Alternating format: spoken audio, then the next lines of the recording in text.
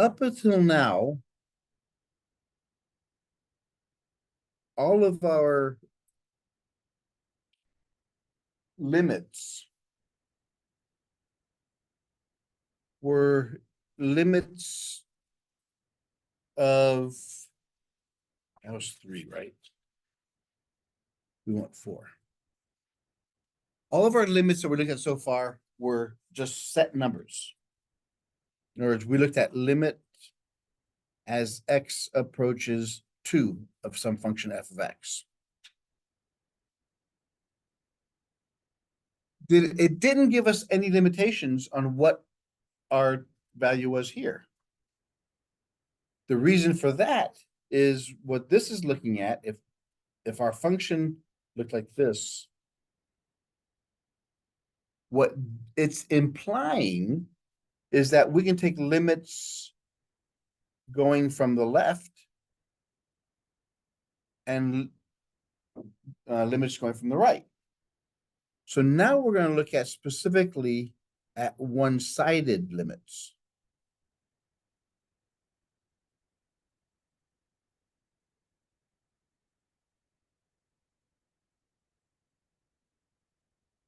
Because you see here, our C value that we're approaching, it's not restricted. We're not restricted in how we go from both either direction. But we did have one example that didn't allow us to use that.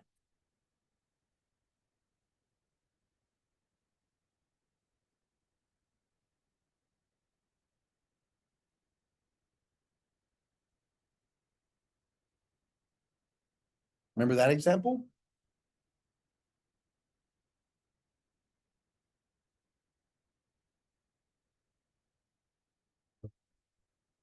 Well, that was one of the first ones we did. That was a semicircle at -2 and 2. Now, at -2, when x goes to -2, can we take the limit from the left? No, because none of these values exist. Our delta, I mean, this is our C value. We can't take a value over here because it doesn't exist. It doesn't match to the graph. We can only approach it from the right. Likewise here at this one, we can't take these because there's no graph that it's mapping to. We can only approach it from here. So this is what we're going to talk about now is how do we represent one-sided limits? A one-sided limit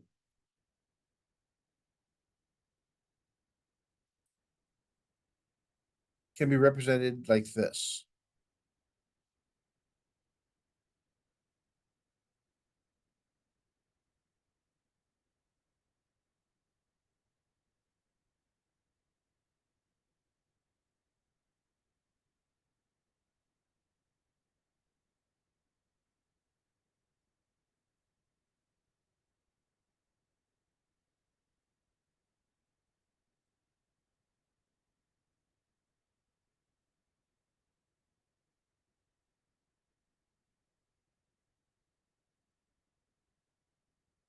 So for this one, x approaches some value c.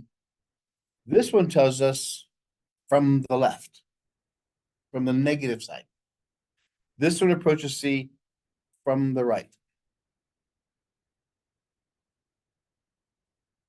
Using this method, we can also find limits of functions that don't have limits at specific values.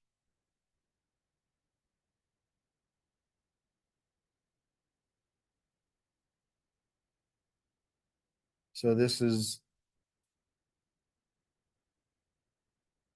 limit as x approaches c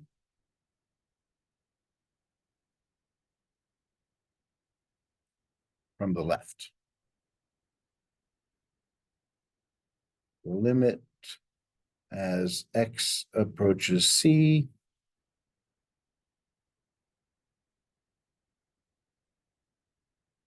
from the right. Yeah, it all depends on what symbol you have there.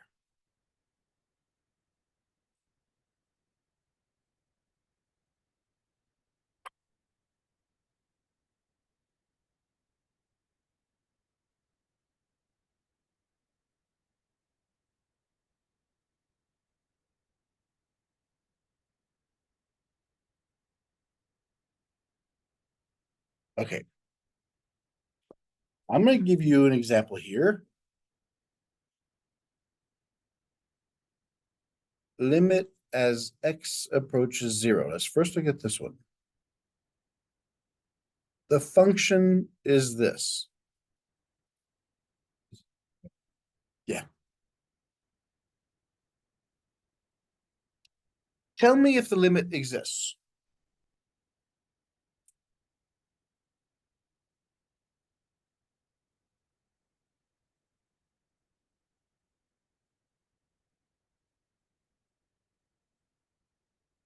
That sounded very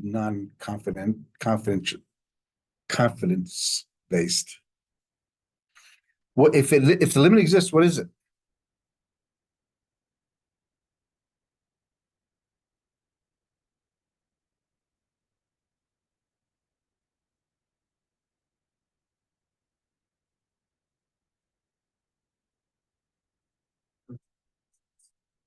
What does this graph look like?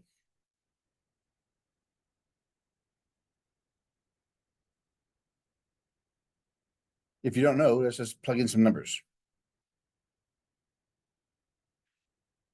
So let's try -2, -1, 0, 1, and 2.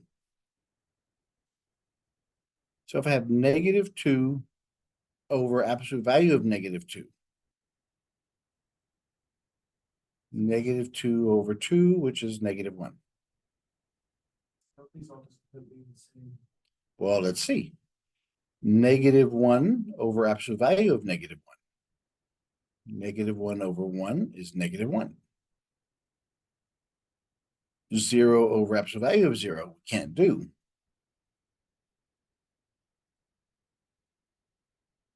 1 over absolute value of 1 is +1. And same thing with this one. So if I'm coming in from the left, it's -1. If I'm coming in from the right, it's +1. This doesn't exist because they both approach different values.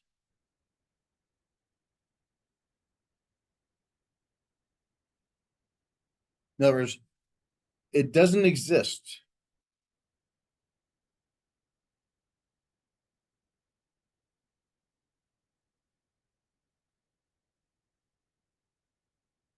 because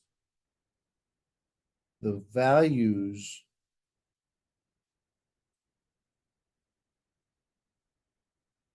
of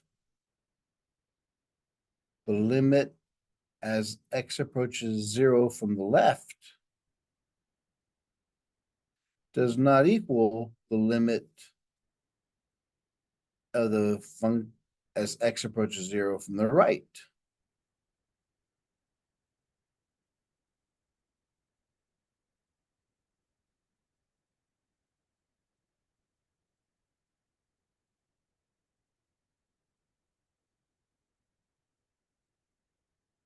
Because we're slowly building the definition of a limit.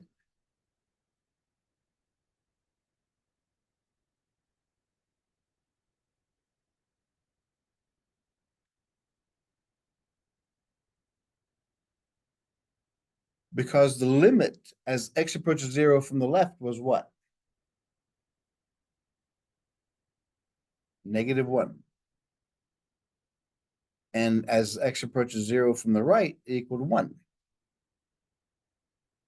In order for a limit to exist, then they both have to be the same. Both sides have to approach the same number. We've been doing that all along without even thinking about it.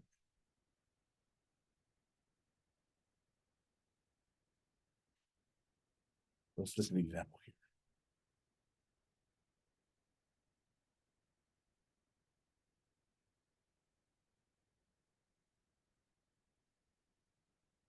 Limit of, we're looking at what are boundary points?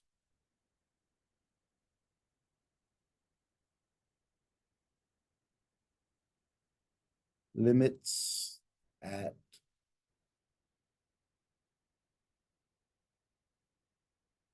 boundary points.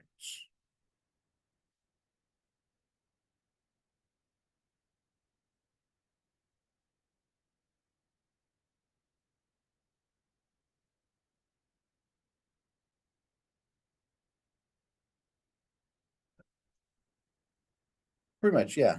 It's our domain. What we're looking for here is this.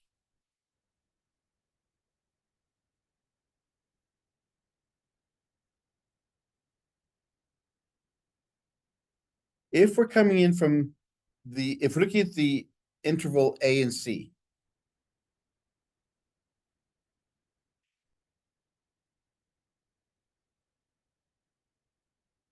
well, it's gonna be an open interval there. C can be closed or C can be included. The boundary point is C. It's the value that gives our function some question.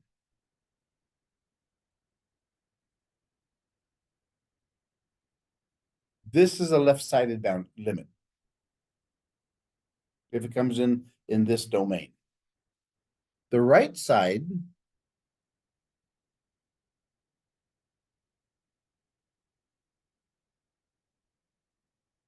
would be like this.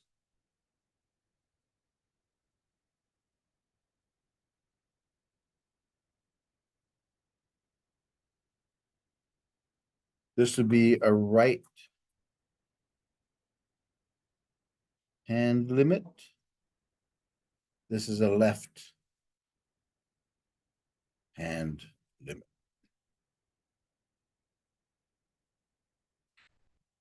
Whereas if it's just a basic function like f of x equals x, are there any asymptotes or any problem points that we can look at? No. So anything you put in there, it'll work. But if we had 1 over x as our function, what's the point that's going to give us a problem?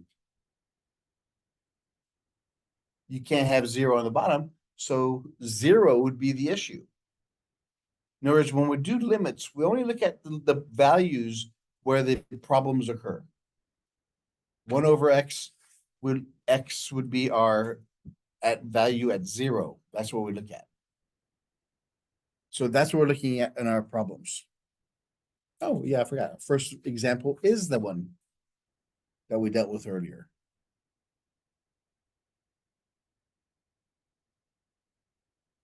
F of x equals absolute value of 4 minus x squared. And it's in the domain of -2 and 2.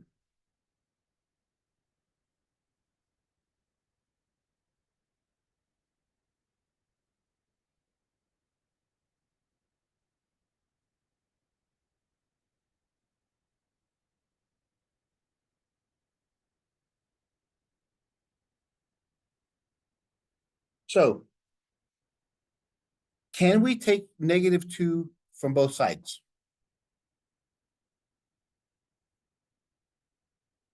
So the limit as x approaches -2 has to be from which side? Look where the graph is. The graph is here, so it has to be from the right. There's a 50-50 shot. You took it.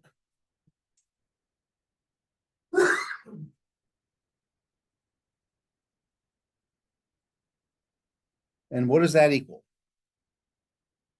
As x approaches -2 from the right, what is our value of our function?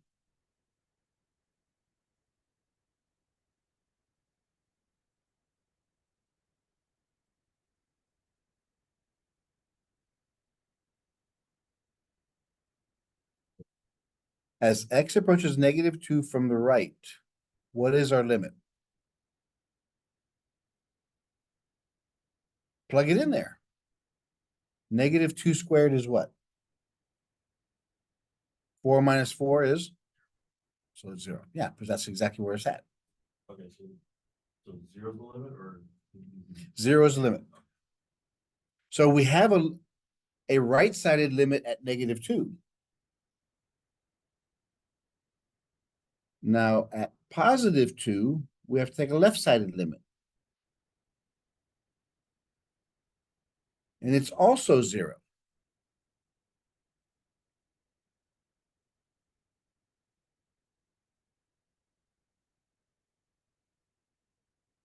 Since both of these limits are the same, they both not the same, doesn't matter if they both exist on a closed interval.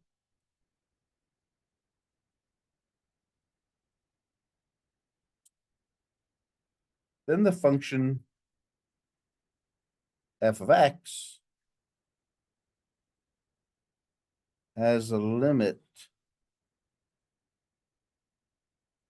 at x equals -2 and x equals 2, because they both exist at those points.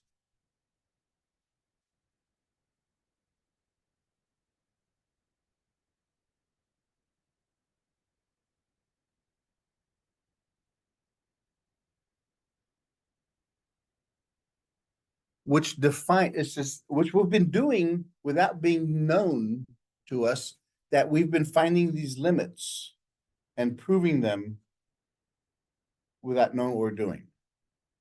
The theorem 6 states this.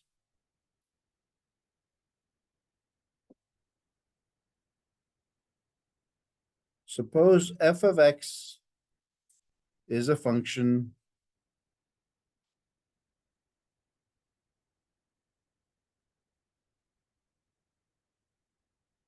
defined on an open interval containing C, except perhaps at C,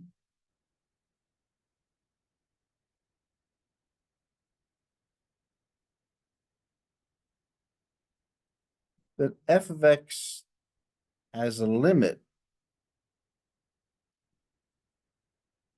as x approaches C if and only if it has a left-handed limit and a right-handed limit,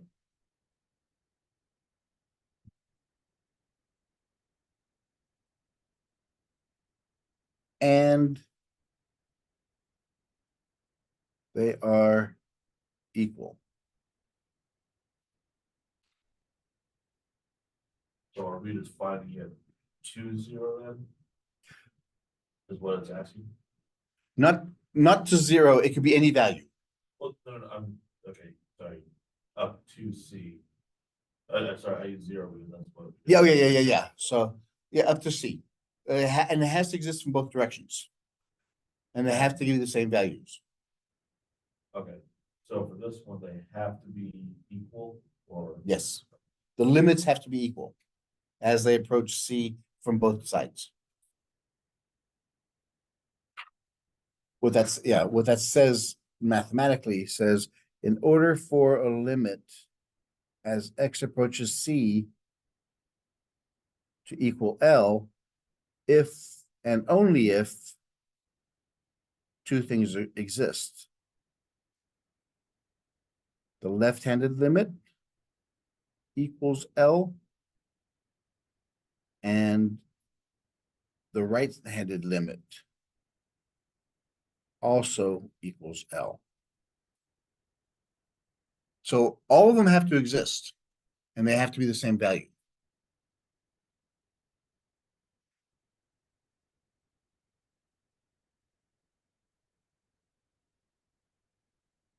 Okay, let's look at some examples.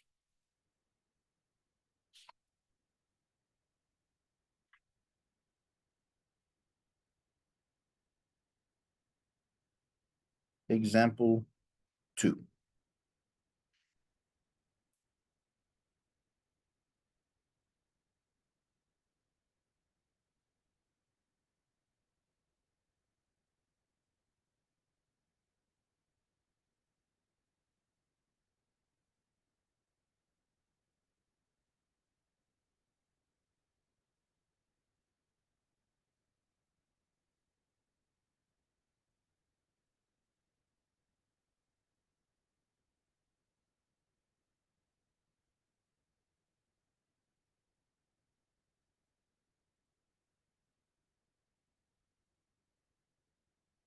All right.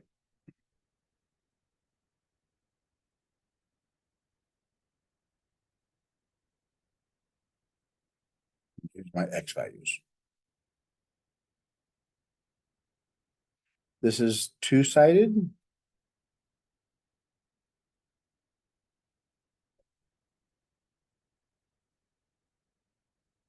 One-sided left. One-sided right.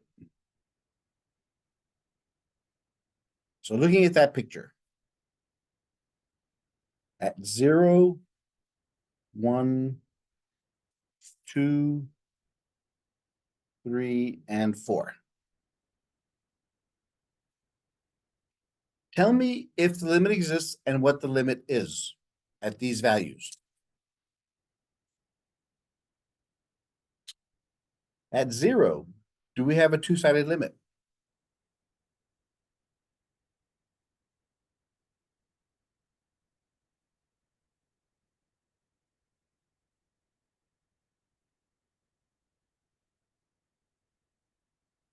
That's the- Yeah. It equals 1. Do we have a one-sided limit from the left?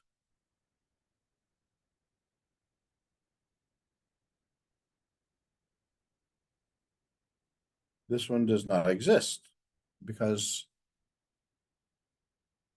there is no function to the left. Do we have it on one-sided right? It's approaching 1 from the right.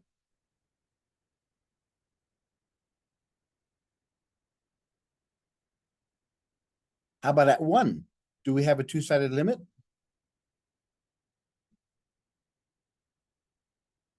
At 1?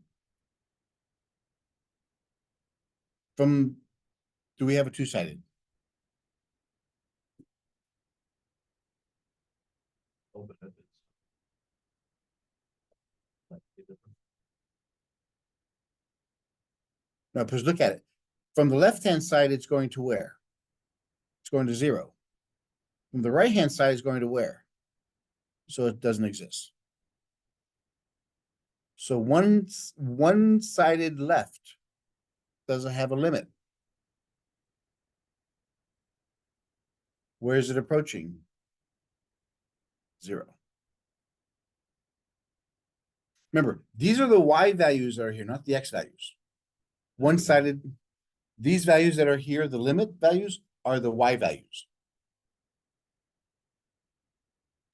Remember we did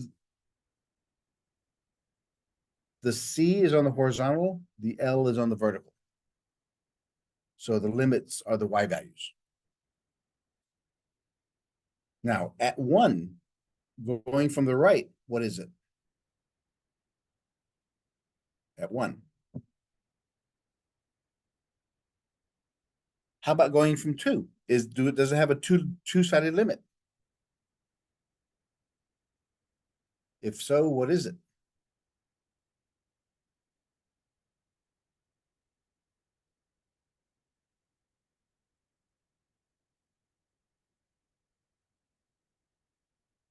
Because as it goes closer to 2, it's always 1.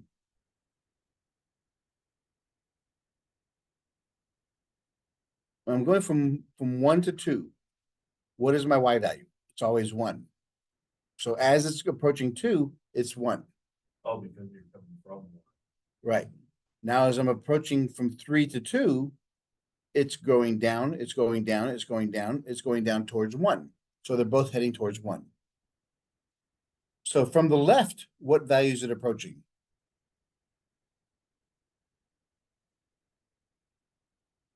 One, because it's the value there. It's this value. Going from the right, what is it? Still say it's 1. Yeah, because that's where it's heading. As we're going to 2 from the right-hand side, it's going down to 1. At 3, do we have a two-sided limit?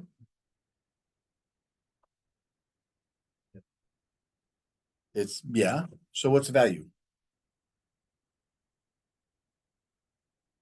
Oh, we didn't do 2. It's the 2. Remember, the limit values are on the y-axis. And as we're getting closer up here, the values are going up, up, up, closer to 2. Same thing from 4. So from the left-hand side, it's going to 2. From the right-hand side, it's going to 2.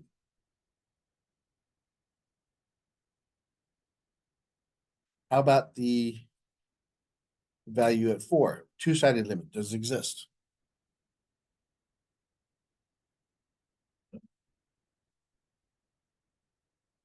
Yes, it does exist. Well, two-sided limits, this is the ones we've been doing all along before we started talking about one-sided limits.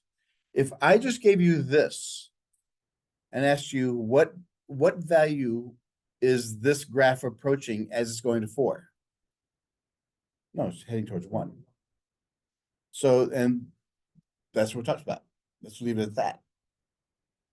Now we look at specifically from the left, what value does it approach? 1. And from the right, it doesn't exist because there's nothing there. There's nothing to hold on to. But you put that one again, how it's 2-sided is.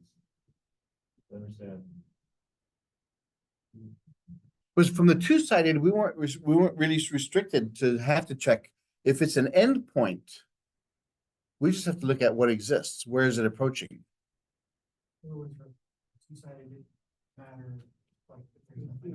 Right. Right. As long as it's approaching a value. One, yeah, exactly. One side's very specific. It's now picky. Two-sided is just, where's the graph going? Is it there? Yes. If not, yeah, I know exactly how confusing it was because when I first learned it, I thought the same thing. Yeah, there is no two sides. What about the 2 in the? These guys, doesn't matter. It doesn't matter one bit because it's not the limit we're looking for. It doesn't, remember, the limit value does not have to exist because as the definition said, it has to have an interval and a C has to be, but it doesn't have to be specifically at C. In other words, this is the C value. It doesn't have to exist, but that limit does exist. So what would we write for that, since there's nothing going to it, would we just say does not exist, or? No, but the limit here, the X would be approaching 2. As it's approaching 2, where is the graph going? It's going from here, it's going down, down, down, down, down, going towards 1. And from the left side, it's always at 1. So remember, if it's a horizontal line, it's a constant function. Yeah. And the limit of a constant function is that constant value. The limit of a constant function is that constant value.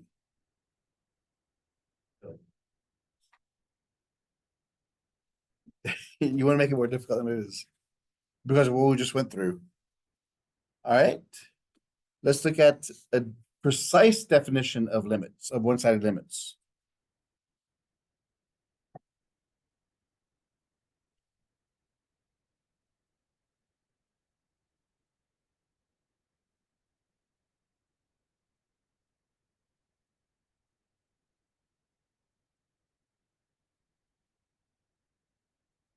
Here are the definitions. It's plural because we have two sides.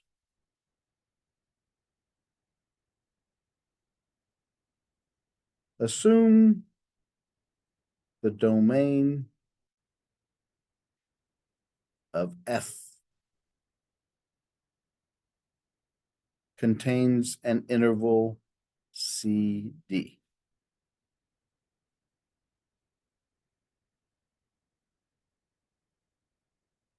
To the right of C, because that's the endpoint. That's the right side limit. The function f of x has a right hand limit at C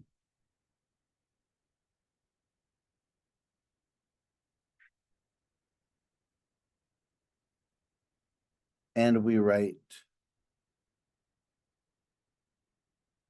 the limit as x approaches C from the right equals L. And the second part's going to be just the opposite of it. Where does D come from? D doesn't matter because this is the right side. So what's happening here is this. We have a C value. And here's a D. This is my interval. In other words, from here, as my values are approaching C, this is C from the right, it's approaching some limit value. And the other side is going to be just the opposite. It's going to have, let's say, from B to C or something else. So from,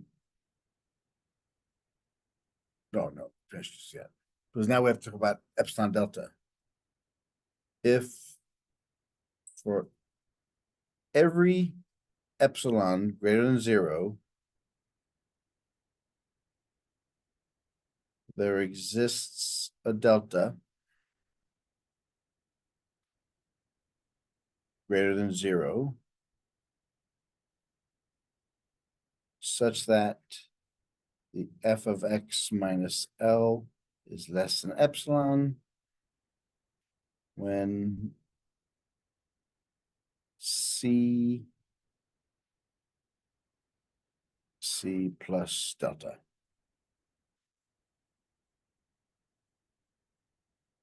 Because we're limiting ourselves to C.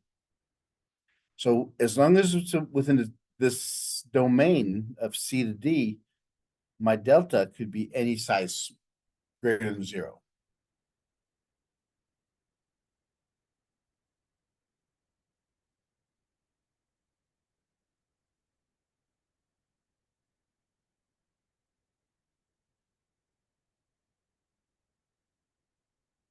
Then assume domain of F contains values on this domain interval to the left of C. Now we're going to look at from this interval. F of x has a left hand limit at C, and we write it this way: the limit as x approaches C from the left of f of x equals L. For every epsilon greater than delta, we have all the same stuff from there. Except here, we're going to have C minus delta is less than x is less than C.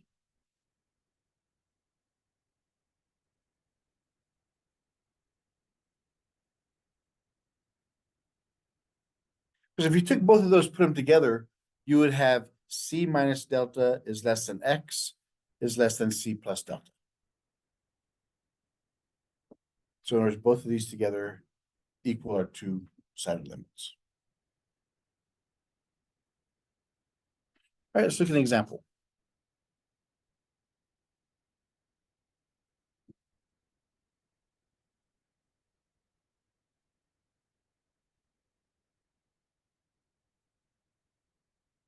This is the last one, then when we got called a day, because you guys have only an hour and 20 minutes.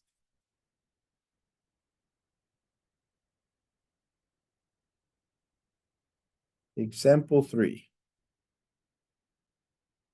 Prove that the limit as x approaches 0 from the right of square root of x is 0.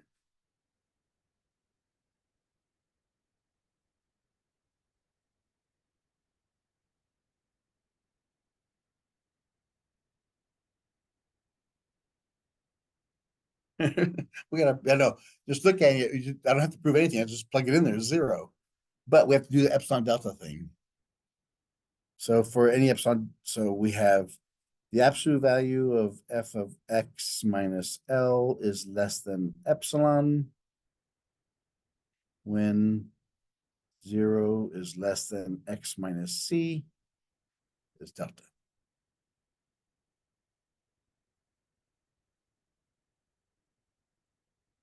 So our f of x is square root of x. Our limit is 0.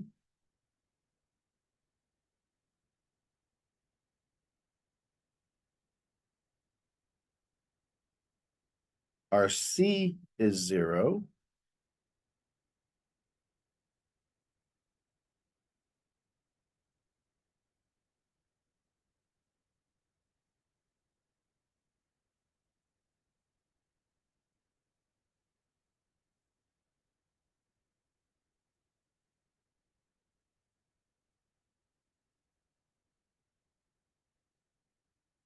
So square root of x minus 0 is square root of x, the absolute value of it. X minus 0 is x. Do we need the absolute value on the left side? On the epsilon part? No, because you can't have negative in a square root. So that's just square root of x is less than epsilon. And for all of our x's, we're going to be using our positive.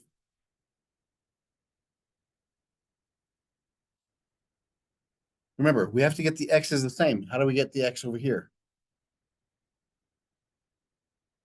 Square both sides. So x is less than epsilon squared when 0 is less than x is less than delta. Now we have the x's the same.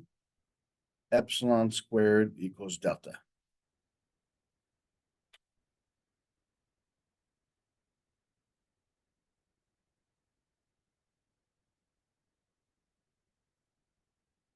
So that's true. Because now, why is this true? Because what we're looking at here is this interval here, this little domain. Remember, this is x is c plus delta, c minus delta. So I can. I understand what we just did, but I don't understand the 0. If it had been 2, 3, 4, if it had given us like an actual number. A real number. That when square rooted equals that number. Okay, why 0? Just because, or? Well, because if you just plugged it in there, it would be 0 anyway. Yeah, it's just saying it's approaching that value, and it is that value at that 0. But this is also telling us that our interval around c, this is c minus delta, c plus delta. We're only looking at it from the right-hand side. So because this is getting close, we know that delta gets really close to c. That means our limit value is getting even closer because this is L plus epsilon, but epsilon is squared. That means in order for this to be true, let's say this is 0.505. If that's 0.05, what does epsilon have to be? The square root of 0.05, which is even closer. So as close as delta goes to C, this one gets even closer to L. So it is approaching that a lot faster. So as this one goes to 0, this one goes to 0 faster. So. Next one. Won't epsilon into a, well, actually, that's just repeating what you said. It's gonna get to 0 before delta does. It- Closer to 0. It gets, doesn't have to actually get to it. It's actually infinitely close to it. So as close, as small as we can make the values, it's gonna be even smaller. It's so we know it's gonna happen when it gets to 0. So when this one goes to 0, that one's gonna definitely get to 0. So yeah, Also, it'll be the same rules, like epsilon, if they go through delta squared. Yeah, epsilon. Oh, yeah. It's like it was like. if it was switched, Yeah. yeah, that would be a little bit more difficult because if we had delta squared, that means if delta, if let's say if C was 3 and delta was 0.05. But if we squared it, we have 0.025. So it gets bigger and bigger and bigger. So no, we don't want this one to be squared. We want this one to be a lot It smaller. would be the opposite, it'd be half for that. Well, you're increasing the distance. We want delta to get really close because this relationship tells us that's going to happen. And if epsilon equals delta squared, then for any, I see what you're saying, but it just wouldn't be so good for us because that means delta's not getting as close as we want it to be. But it will still get there, but it wouldn't be good for us. But it might happen. There are situations where it may happen. There may, just in this case, epsilon squared equals delta. We can have epsilon equal delta. We can have delta equals epsilon equal delta over 2 or 4. It could be some rational expression. Yeah, you just can't say it can't happen. It's just that it usually doesn't happen. I don't think future work. You look at it, it's like, oh, wait, it's 3 of them. Well, looking at example 4 really quick, there's another example of on your sheets. If you look at example 4. So I have some. The functions examined so far have had some kind of limit at each point of interest. Is that always the case? No. Sine of 1 over x has no limit as x approaches 0. Why? Because it oscillates. The closer it gets to 0, it oscillates even faster. So from one side, it's approaching -1, from one side it's approaching +1, and then it changes, and then it changes again, and it changes really quick. So this one doesn't have a limit.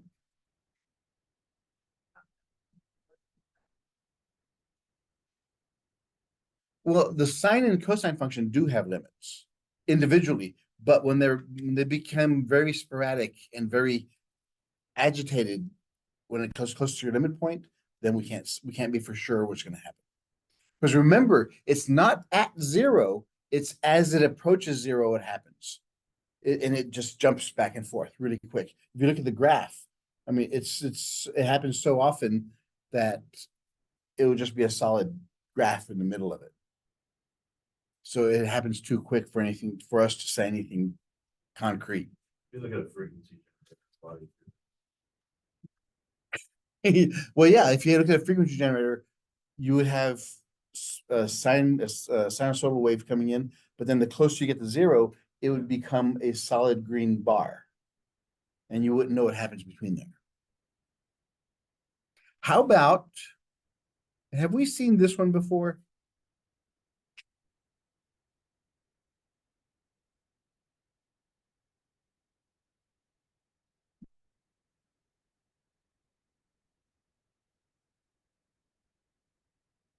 When we first started the course, we did.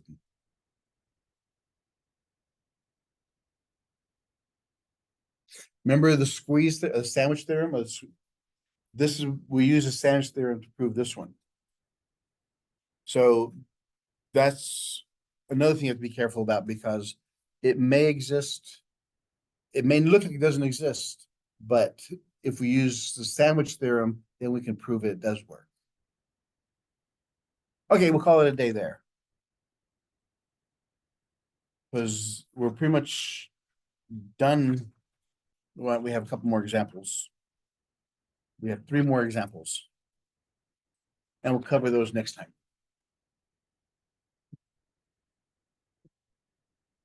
Oh, and all depends on what happens tomorrow. We may be able to meet 4 days a week. If that's okay with y'all, or do you want to keep it 2 days a week? Probably. Yeah. Because if we do it 4 days a week, we can do a lot more and finish sooner. Yeah. Because, yeah, you guys are here for 10 weeks. And to be honest with you, if it's gonna be hot and humid at this time of year, I don't want to wait till see what's happening in July, August. Yeah. Because I would much rather just have us finish as fast as possible. And then start our vacation. All right, everybody. Thank you much. Have a great day, and I will see you all Thursday for sure. And then maybe next week, we're gonna switch to 4 days a week. All depends on what happens tomorrow. Because my algebra class students have been very, very, very comprehending of our situation. And so they're attending the 9 o'clock class, which means a lot of them who work late at night have to wake up super early to go to class. So I owe them a bunch. All right, get out. I mean, dismissed. I'm tired of y'all. Get out. Oh, there's my paper.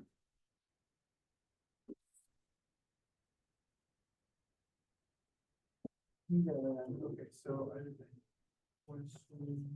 Oops, I forgot to give you all these. Or did I? Yes. Dagnabbit.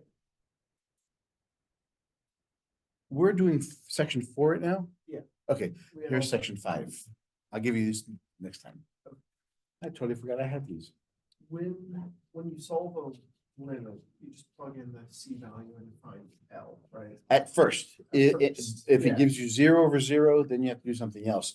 If it gives you anything else, like, then if we can't algebraically manipulate it, then it could be undefined.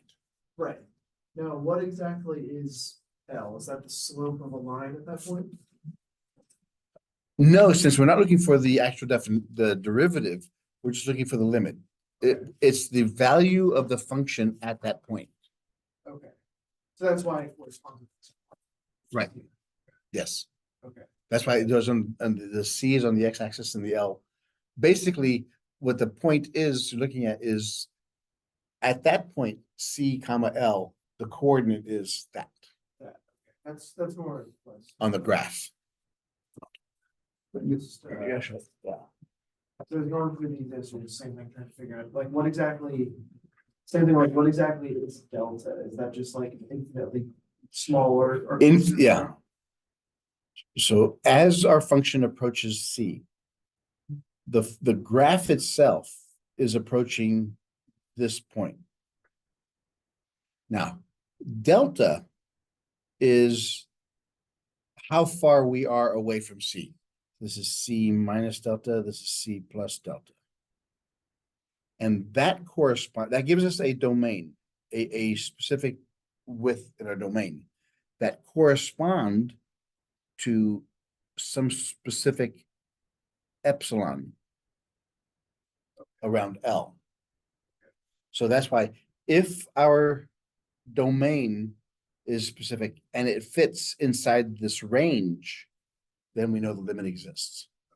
So the proofs we were doing, to figure out, so the last one was epsilon squared equals delta, that'll tell us how much it. How much varies? relative to- Right. Because yeah, since this is X, if this is epsilon squared, and if epsilon squared equals delta, that means epsilon is square root, it's even smaller. Right. So that means as these get closer, these get even closer. Closer. Yeah. So yeah, that's what that means. Okay, I'm sitting there, I'm pretty much done with the first couple of assignments, I'm sitting there trying to figure out exactly like what those were, and I can see on the graph, but. Yeah, it's understanding what they mean. That's the important part, because I said later on in this course and in calculus 2, we're gonna start looking, we're just needing to reference those values, that limit function, to be able to solve our equations. Yeah, and like all the math so far in this stuff. It's not balanced. Oh, no, it's not gonna be, that's as hard as, this is the hardest it gets, if you ask me. Yeah. The rest from here on out, it's gonna be plug and play. But yeah, I'm just trying to understand conceptually, I think like what was happening, the printouts that you gave us would be the way the graphs are, where they can shape. Stuff. That's, yeah, that's why I put the graphs in there, because they could draw much better than I can. Right, I'll see you next time. All right, take care. Yes, sir. I have a question. What are Bajor. the assignments at home? Oh, that's pretty cool. This is pretty cool. That's my dad's. Okay, when you come over here on this side. My lab math. Okay. And it's open here. And if, forget the rest of these, because these are, if you look at homework or just tests alone, this one gives you everything top down. Oh, okay. Yeah, so you see, this one we do for the orientation, so you get certified. And then the rest, we go top down. Okay, one by one. Hold it, this is college algebra. You're in the wrong class. Oh. This is your first day here. Yeah. Okay, because they scheduled this class, my calculus class and my algebra class in the same time. Everybody, what do you do in the morning at 9 o'clock? I don't have class in the mornings. Can you, it was in this room right here, at 9 o'clock to 11 o'clock, we have algebra. Oh, okay. So. Yeah, so can you make it that at that time? I think so, yeah. Yeah, because they overlapped it and all my students who are in my 11 o'clock class, 11:30 class, algebra class, that they're switching over, I'm gonna give them, don't tell anybody else in my earlier class, but since you guys are doing a favor for me, I'm gonna let you all use 20 points on any test you want. Oh, okay. So that's is switching over to 9 o'clock, we'll do that. Okay, because I had a class, it was my first class, it was 11:30 to 1:30 That's this Okay. course. of this course. The That's my algebra. first for June to July. So. Right, to Yeah. July 7th. Yeah. So yeah, so okay, that's your homework assignments. Oh, okay. And then I will send you, so you haven't registered for Remind yet? Yeah, I finished it. Yeah. You did? Yeah. Did you send me a message? Oh, yes. Okay, so you send me a message. That is, okay. Okay, let me send you. Did I send you the video from the first day? Here, let me see. It's right here.